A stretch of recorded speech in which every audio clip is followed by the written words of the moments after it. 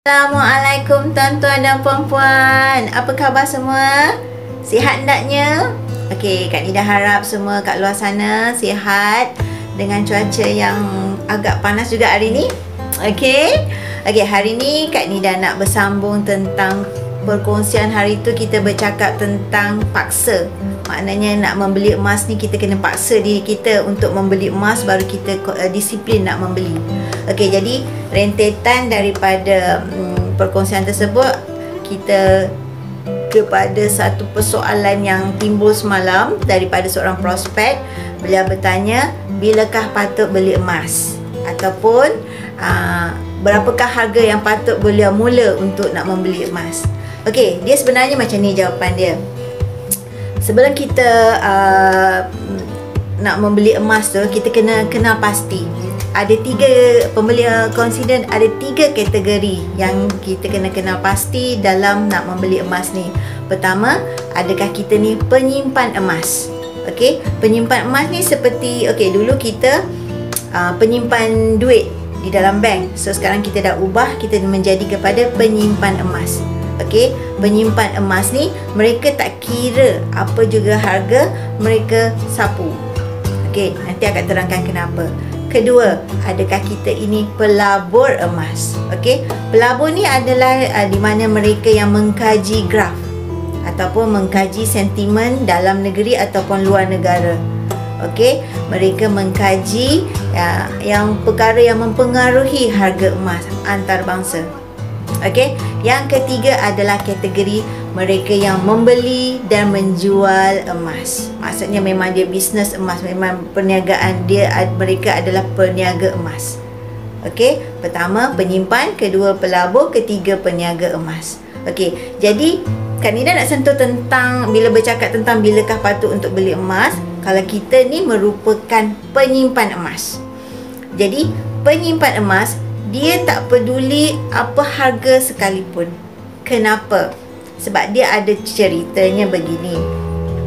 Kenapa tak boleh peduli apa harga sekalipun? Sebab kita ni sepatutnya bila kita nak menyimpan emas, maksudnya bila kita ada duit. Okey, jadi persoalan yang timbul daripada prospek tersebut, beliau bertanya bilakah patut membeli emas. Jadi jawapan akak adalah bila ada duit bagi penyimpan emas. Kalau kita merupakan penyimpan emas adalah ketika kita ada duit. Itu jawapan dia. Ketika, antara jawapan dia lah ketika kita ada duit. Kenapa ketika kita ada duit? Kerana kalau kita tunggu harga rendah, ketika sekarang ni harga tinggi, duit yang kat tangan kita ni adalah dalam kategori yang kurang selamat. Kenapa? Sebab kita ni nak menunggu harga rendah. Jadi fitrah manusia ni lah, fitrah manusia ni bila dah pegang duit, dia akan fikir macam-macam nak beli. Macam-macam nak beli. Dia akan boleh jadi pijah, dia boleh jadi catchy, dia boleh jadi gitu, gini. Tu masalah dia. Jadi bila kita dah nak menunggu harga tu turun, dia dah pecah dah duit tu. Jadi harga sekarang consider macam mungkin 2 atau 3 ringgit tinggi daripada harga 2-3 hari semalam. Jadi prospek akan anggap bilakah harga itu akan turun balik dan dia plan masa tu nak membeli. Salah begitu. Jangan buat begitu. Kerana keadaan situasi yang akak terangkan tadilah yang menyebabkan kita kena beli bila kita ada duit kat tangan. Ada duit kat tangan, masa tu lah beli emas. Beza pun antara RM1, RM2 ataupun RM2-3. Jadi adalah lebih selamat. Memang lebih selamat terus beli emas ketika itu. Jangan tunggu. Yang kedua adalah ketika promosi. Okey, jadi apabila promosi adalah peluang. Kat Public Gold ni ada peluang membeli secara bayaran 10 bulan yang patuh syariah. Okey, promosi adalah ketika kita dapat peluang membeli emas yang lebih tinggi, berat, lebih besar dan dengan kaedah EPP. Promosi, kaedah bayaran mudah 10 kali. Okey, ketika promosi.